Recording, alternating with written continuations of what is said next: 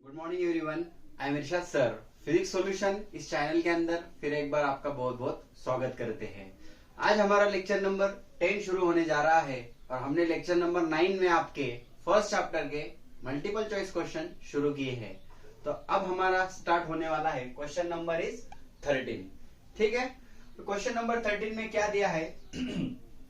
Which of the following units is the not mutual inductance. मतलब ये जो units दिए हैं उसमें म्यूचुअल इंडक्टेंस का यूनिट कौन नहीं है, ये आपको पूछ रहे हैं। अभी म्यूचुअल इंडक्टेंस तो पार्ट 2 फिजिक्स का पार्ट है, अभी आपको इसमें ज्यादा समझ में नहीं आएगा, बट हम कुछ क्वेश्चन देख रहे हैं। ठीक है, तो अभी जो दिया है, हेनरी म्यूचुअल इंडक्टेंस का यूनिट होता है, ओम सेकेंड भी होता है, वोल्ट सेकेंड, एम्पियर इनवर्स भी होता है। तो राइट आंसर रहेगा आपका वेबर। जो वेबर है वो हमारा फ्लक्स का यूनिट होता है, म्यूचुअल इंडक्टेंस का नहीं होता। तो आपको वही पूछा था म्यूचुअल इंडक्टेंस का यूनिट कौन सा नहीं है, तो उसका आंसर है वेबर। नेक्स्ट क्वेश्चन हमें दिया है पावर का ऐसा यूनिट क्या है। तो पावर का ऐसा यूनिट होता है आपका वैट। जो हमारे जेम्स वैट नाम के साइंटिस्ट थे, उन्होंने हमें पावर के बारे में बताया था, ये आपको 9-10 में भी हो चुका है। तो पावर का SI यूनिट क्या होता है? वैट होता है। क्योंकि जूल और अर्क तो अपना एनर्जी का है, न्यूटन यानी आपका फोर्स का यूनिट हो गया, वैट मतलब आपका ये पावर का यूनिट होता है। नेक्स्ट क्वेश्चन हमारा है the SI unit of velocity. तो वेलोसिटी का यूनिट होता है मीटर पर सेकेंड, ये भी आपको पता है। वेलोसिटी मतलब क्या होता है? डिस्प्लेसमेंट अपॉन टाइम होता है। तो डिस्प्लेसमेंट का यूनिट है मीटर और टाइम का यूनिट है सेकेंड। हेंस वेलोसिटी का जो यूनिट है क्या है? वेलोसिटी का फॉर्मूला डिस्प्लेसमेंट अपॉन टाइम। तो डिस्प्लेसमेंट का मीटर और टाइम का सेकेंड, मतलब मीटर पर second is the unit of velocity. Next question की तरफ बढ़ने वाले हैं। One of the combination of the fundamental physical constant is hc/g, the unit of this expression. आपको एक फॉर्मूला दिया है और उसका यूनिट आपको निकालने को बोल रहे हैं। अभी क्या दिया है यहाँ पे? hc/g आपको दिया है। अभी h मतलब आपका क्या है? प्लैंक्स कांस्टेंट होता है। हमने लाइट का एनर्जी का इक्वेशन हमें पता है, h न्यू होता है।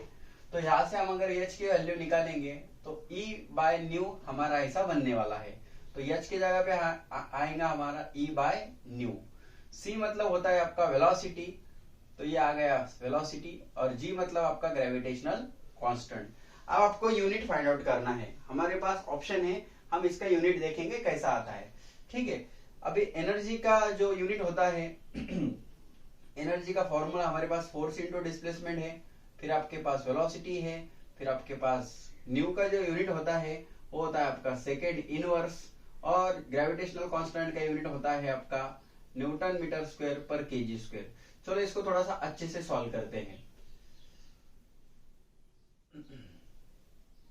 इसको थोड़ा सा हम इधर सॉल्व करने की कोशिश करते हैं। क्या दिया है आपको? hc/g। अब h यानी क्या होता है? E/न्यू। ये आपका c और ये आपका g। अब E यानी होता है आपका फोर्स इंटू डिस्प्लेसमेंट, ये आ गया आपका c, ये आ गया आपका न्यू, और ग्रेविटेशनल कांस्टेंट मैंने आपको कल बताया था Fr²/m1m2। ठीक है, अब देखते हैं कैसा हो सकता है। अभी फोर्स तो यहाँ पे क्या हो गया? कैंसिल हो गया।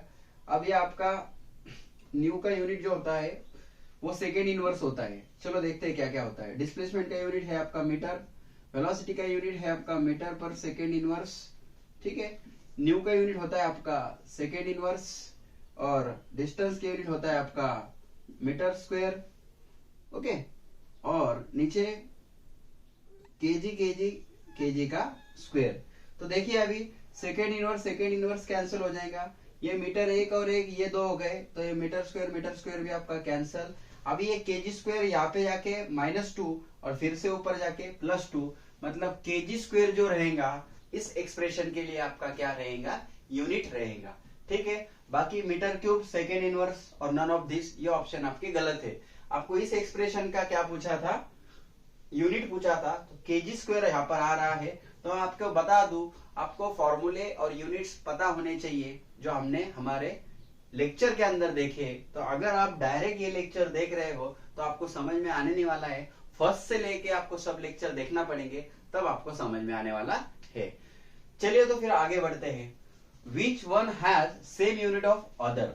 अभी देखो यहाँ पर कुछ यूनिट दिए हैं और आपको कौन से यूनिट सिमिलर है चेक करना है। तो वैट सेकेंड ये एक यूनिट हो गया, तो वैट का हो गया किलोवाट, सेकेंड का हो गया आर, सिमिलरली यहाँ पे हो गया इलेक्ट्रॉन वोल्ट।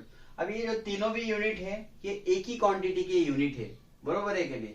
ये हमारे सारे एनर्जी के यूनिट है, right? Watt second, kilowatt hour और इलेक्ट्रॉन वोल्ट। और जूल सेकेंड यहाँ पे हमारा एनर्जी का यूनिट नहीं है, मतलब हमारा डी ऑप्शन यहाँ पर सही होना चाहिए। आपको क्या क्वेश्चन पूछा था? Which one has same unit other, तो सिमिलर यूनिट कौन है वो देखने हैं। तो ये तीनों भी जो है वर्क या फिर एनर्जी के वो यूनिट से 4th नंबर का ऑप्शन आपका सही है, ठीक है। अभी आपको क्वेश्चन नंबर 18 में मैच करना है आपको टेबल, ठीक है।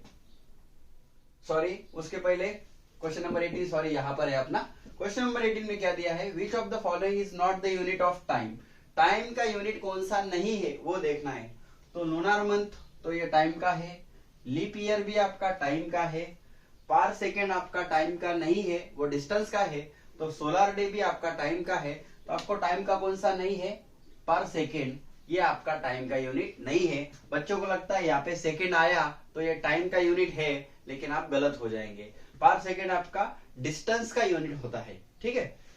अब हमें कॉलम मैच करना है, तो बहुत ही आसान टेबल आपका आया है। नीट के अंदर आपको ये सवाल आता है 4 मार्क्स के लिए, और थोड़ा सा पढ़ाई नहीं रहने की वजह से आप वहां पे रुक जाते हैं। बहुत ही आसान है। आपको पहला बोल रहे हैं distance between earth and star, तो distance between earth and star आपका क्या होता है? जिसको हम क्या बोल सकते हैं? लाइट ईयर बोल सकते हैं। क्या बोल सकते हैं? Light year.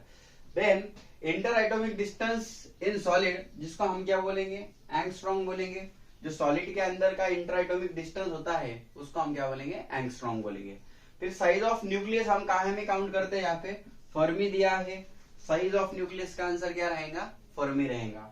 और वेवलेंथ ऑफ इंफ्रारेड लेजर, उसका आंसर रहेगा आपका माइक्रोन। तो कुछ इस तरह से distance between earth and star आ गया आपका लाइट ईयर, ठीक है। तो उसको मैं बोलूंगा ए, ठीक है।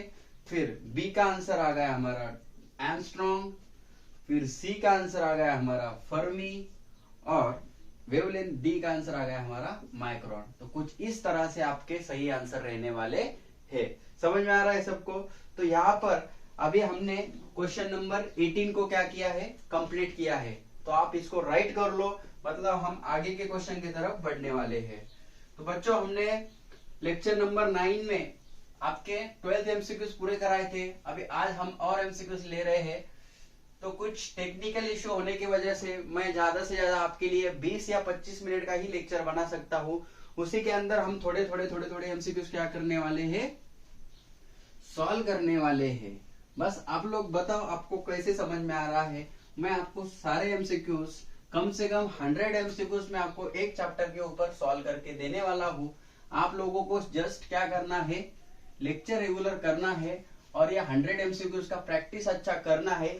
और इतना करने के बाद आप एग्जाम क्रैक कर लेंगे, तो ऐसा होने वाला नहीं है। आप जो भी किताब यूज कर रहे हो उसमें के एमसीक्यूज भी आपको सॉल्व करने हैं। और ये सारी चीजें होने के लिए आपको कंसेप्ट पता होना चाहिए। उसके लिए आप जो ऑफलाइन क्लास कर रहे हो या फिर जो ऑनलाइन क्लास कर रहे हैं, उसमें आपका कंसिस्टेंसी होना जरूरी है, ठीक है। अब बढ़ते हैं हमारे नेक्स्ट क्वेश्चन की तरफ। क्वेश्चन नंबर हमारा क्या रहेगा? 19 नंबर का क्वेश्चन क्या दिया है? Length can not be measure by, length can not be measure by, ठीक है। लेंथ हम काय में मेजर नहीं करेंगे। तो आपको ऑप्शन दिया है फर्मी, तो फर्मी तो आपका लेंथ का ही यूनिट है।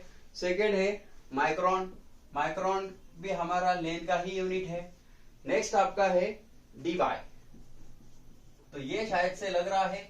और द नेक्स्ट ऑप्शन आपका है लाइट ईयर, तो लाइट ईयर भी आपका डिस्टेंस का यूनिट है, मतलब लेंथ का यूनिट है। तो आपका सही आंसर रहेगा डीवाई, क्योंकि हमारे ये जो तीनों भी ऑप्शन है वो हमारे लेंथ के यूनिट हो सकते हैं, लेकिन डीवाई हमारा लेंथ का यूनिट रहेगा नहीं। अब क्वेश्चन नंबर बढ़ने वाले हैं नेक्स्ट 20 के तरफ। तो आपको which of the following is not unit of length, okay. फिर एक बार आपको वही सवाल पूछा है, सेम क्वेश्चन आपको पूछा है विच ऑफ द फॉलोइंग। आप देखते हैं किसको आता है। Which of the following is not unit of length. Same question आपके लिए आया है, देखते हैं कौन आंसर करता है। फर्स्ट ऑप्शन आपका रहेगा माइक्रोन, तो देखो फिर से आ गया, माइक्रोन तो लेंथ का यूनिट है, तो ये तो नहीं है। दूसरा ऑप्शन आपका रहेगा लाइट ईयर, तो लाइट ईयर भी डिस्टेंस का यूनिट होता है, मतलब लेंथ का यूनिट होता है, ये भी नहीं है। तीसरा ऑप्शन आपका है एंगस्ट्रॉम, तो ये भी हमारा लेंथ का यूनिट है। तो लास्ट ही रहने वाला है, लास्ट है हमारा रेडियन, तो रेडियन जो होता है वो आपका एंगल का यूनिट होता है, इसलिए वो लेंथ का यूनिट होता नहीं है। The next question is that 1 nanometer कितना होता है, ये आपको पूछ रहा है। 1 नैनोमीटर की वैल्यू कितनी होती है ये आपको पूछ रहा है। अब 1 नैनोमीटर के लिए आपको ऑप्शन दिए है 10⁻⁻8 centimetre. The next option is 10⁻9 millimetre. The next option is 10⁻⁻9 metre. तो यही सही है, 1 नैनोमीटर का जो वैल्यू होता है 10⁻⁹ मीटर होता है। बाकी ऑप्शन यहाँ पे कैसे हो जाएंगे गलत, ये ऑप्शन हमारा क्या हो जाएगा, राइट हो जाएगा। बेसिक चीजें हैं, कुछ आपको पता होनी चाहिए, जैसा 1 नैनोमीटर इज इक्वल टू आ गया 10⁻⁹। 1 सेंटीमीटर को हम लिखते हैं 10⁻²। 1 मिलीमीटर को मैं लिख सकता हूँ 10⁻3। 1 माइक्रोमीटर को मैं लिख सकता हूँ 10⁻6। ठीक है, और भी बहुत सारे हैं। ये बेसिक यूनिट कन्वर्जन आपको आना चाहिए, इसमें कुछ ज्यादा डिफिकल्टी नहीं है। अगर है तो आप मुझे पूछ सकते हो, मैंने आपको थोड़ा बताया भी है। अभी क्वेश्चन नंबर नेक्स्ट हमारा आ गया है, light year is the unit of. चलो अभी बहुत बार हमने देखा यहाँ पे लाइट ईयर है, यहाँ पे लाइट ईयर है, और मैंने आपको बताया भी लाइट ईयर किसका यूनिट है, बताओ अभी। तो सीधी सी बात है, सबको समझ में आ ही गया होगा। ऑप्शन देखते हैं, वेलोसिटी, टाइम, तो वेलोसिटी का यूनिट मीटर पर सेकेंड है, तो ये नहीं है। टाइम का यूनिट सेकेंड है, तो ये भी नहीं है। तीसरा है इंटेंसिटी ऑफ लाइट, तो ये भी नहीं है, क्योंकि इंटेंसिटी ऑफ लाइट तो उसका यूनिट तो कैंडेला होता है। तो नेक्स्ट है आपका डिस्टेंस। देखो कंफ्यूज नहीं होना, लाइट ईयर, ईयर देख के बच्चों को लगता है ये टाइम का यूनिट है, तो टाइम का यूनिट हमारा सेकेंड होता है। लाइट ईयर मतलब ये डिस्टेंस का यूनिट होता है, क्योंकि लाइट जो डिस्टेंस कवर करती है उसका यूनिट जो होता है हम लाइट ईयर में मेजर करते हैं, इसलिए लाइट ईयर जो है आपका उसका यूनिट क्या होता है, डिस्टेंस। क्योंकि आपकी जो लाइट डिस्टेंस कवर करती है, distance cover by the light in 1 year, it is called as light year, ऐसा उसका हम डेफिनेशन भी बता सकते हैं। तो फिलहाल हम यूनिट देख रहे हैं, हम बेसिक एमसीक्यूज अभी लेने वाले हैं। आगे भी हम जैसा जैसा बढ़ेंगे, अभी हमारा क्वेश्चन नंबर 23 चल रहा है, तो आप लोग ये मत सोचो कि सर बहुत ही आसान एमसीक्यूज करवा रहे हैं। ये भी एमसीक्यूज कभी कभी बच्चों को आते नहीं है। जैसा हम 100 की ओर बढ़ने वाले, आपका एमसीक्यूज का लेवल भी बढ़ने वाला है। क्वेश्चन नंबर 23 आपके लिए आ गया। बताइए अभी पर सेकेंड किसका यूनिट है, per second is the unit of, per second is the unit of. अभी सबको तो लग रहा होगा ये टाइम का यूनिट है, मैंने आपको बताया, लेकिन वैसा रहेगा नहीं। अभी मैंने आपको बताया है पर सेकेंड, सेकेंड आ गया मतलब वो टाइम का यूनिट है, तो ऐसी गलती करना नहीं। तो बताओ जल्दी से अभी किसका यूनिट होगा वो, चलो आ रहा है समझ में कुछ, चलो देखते हैं। टाइम का यूनिट होता है सेकेंड, फ्रीक्वेंसी का यूनिट होता है हर्ट्ज, एंगुलर एक्सेलरेशन रेड पर सेकेंड स्क्वायर, मतलब सही आंसर आ गया हमारा डिस्टेंस। डिस्टेंस का यूनिट होता है आपका पर सेकेंड, यहाँ पे होता है। क्वेश्चन नंबर 24 की तरफ बढ़ते हुए, अब आपको पूछा है क्वेश्चन नंबर 24 में, जो आपका क्रोनोमीटर है ये काय के लिए यूज होता है, क्रोनोमीटर ये काय के लिए यूज होता है, यूज फॉर। तो मैं ऑप्शन बताऊंगा आपको, आप चेक करें और बताइए। टाइम, मास, डेंसिटी, डिस्टेंस।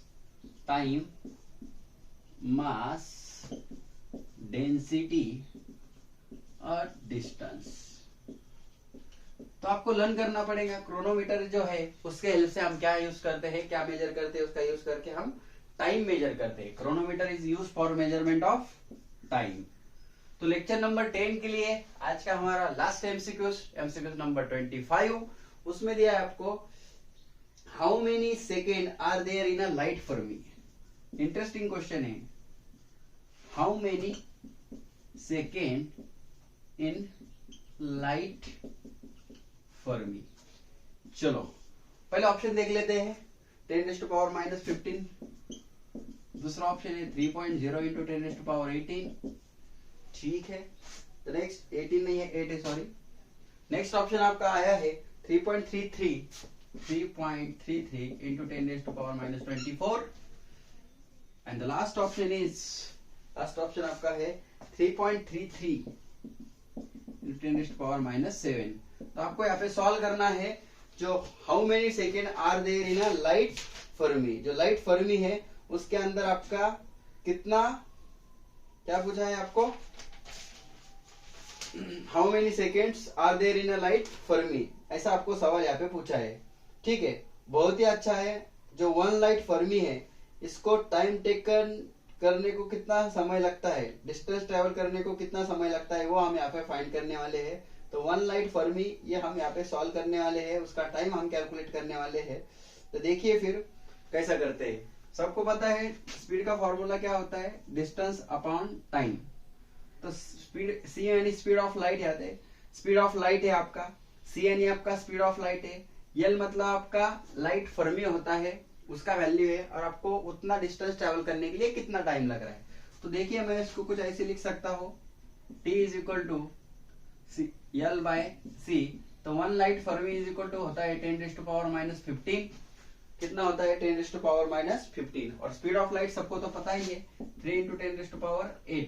तो अगर मैं इसको सॉल्व करता हूँ तो 10⁻⁻15 ये 8 ऊपर जाके -8 हो जाएगा, तो यहाँ पे बचेगा 1/3।